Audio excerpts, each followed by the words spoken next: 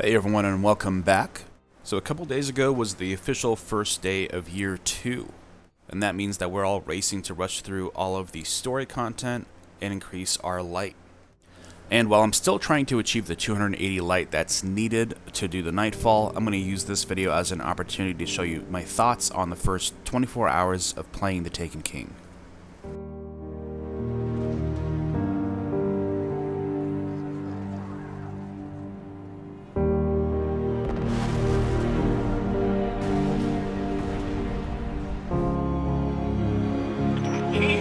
It's here!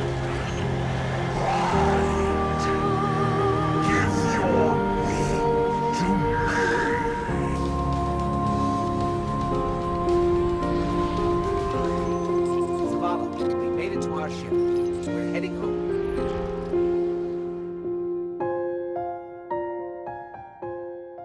Bungie took risks with Destiny in year 1, pioneering a whole new genre of gaming, the shared world shooter.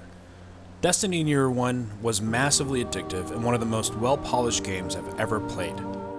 Yet, it was victim to a few faults. The story left much to be desired, and there was a glaring lack of endgame content. All of that has changed in The Taken King. From the first story mission, to the charming characters, awe-inspiring cinematics, and high stakes of the mission at hand, The Taken King had me engaged through its intense 4-hour campaign. But like any true Destiny fan knows, the end of the campaign is where all the fun begins. Bungie has filled this game chock full of quests, which include an entire second campaign of missions, more new loot, including all of the entirety of Year 1 combined, tons of secrets to explore throughout the solar system, and especially in the new destination, Oryx's Dreadnought. And that's all well before the raid drops tomorrow, which Bungie has promised to be the biggest raid to date. I'll be sharing more of my thoughts as I progress through the content, but it's safe to say that Destiny: The Taken King is everything Destiny should have been from the beginning. If this is a sign of things to come in future releases, the next 9 years should prove to be pretty epic. Can you bring light to where only darkness survives?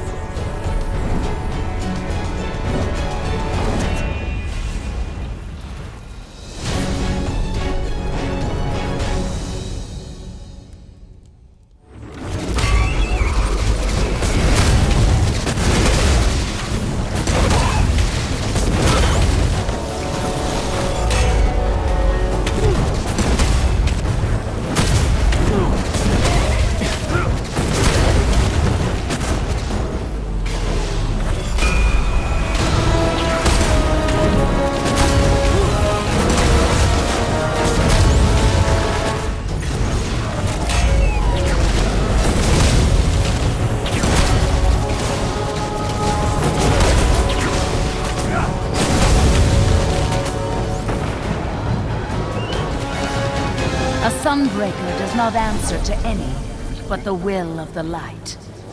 Welcome, Guardian. Wield no power but the fury of fire. And so everything you just saw there was within the first 30 minutes of playing the game. That was the first story mission, and the quest to get the Sunbreaker subclass for the Titan. As soon as I got the subclass, I knew it was time to level up. The first thing I did was head over to the Postmaster and cash in all of those daily public event packages that I've been saving up. It of course gave me a nice generous boost of planetary materials, but the main thing is that it got me to level 38 in no time. I then wasted no time and went ahead and cashed in all of my commendations. And then I cashed in all 16 bounties from last week to level up my Vanguard and faction reputation. Not only did I get some packages, but of course, hit level 40. Now, in year 2 with the new light system, your level isn't super important. All it really does is open some doors for different kinds of loot drops to fall. It'll also mean that you can equip any of the amazing new legendary gear as soon as you attain it. As you can see, by putting on a lot of this new gear, it took my light up to 208. And then of course I had my faction packages. As you can see, the Antinomy 16 is the first weapon I got in the game, and it's a new Monarchy sniper rifle. And it is also made from Haka, one of the weapon foundries in year 2. Its first 2 perks are concentrating on stability, which is great since I'm not the best sniper in the game, but the thing that really sold it for me was explosive rounds. Then I made my way around the tower collecting all the quests that I could. While some of them are more complicated, some of them are fairly simple, almost like a chain of bounties.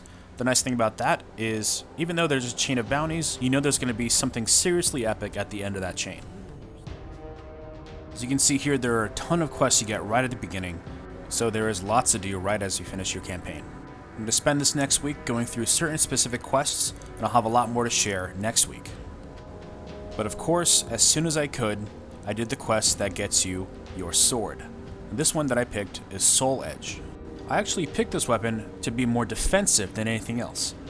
Of course, you know the Soul Edge is solar element, which means it's great at taking down solar shields, but I mainly got it for its perk Solar Forge Guard, which says you can hold R2 to put up a solar shield which is effective against arc and void attacks.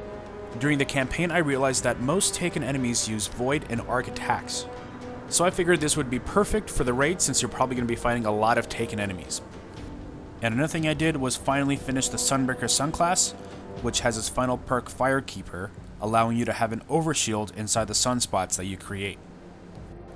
Needless to say, the last 24 hours have been pretty insane.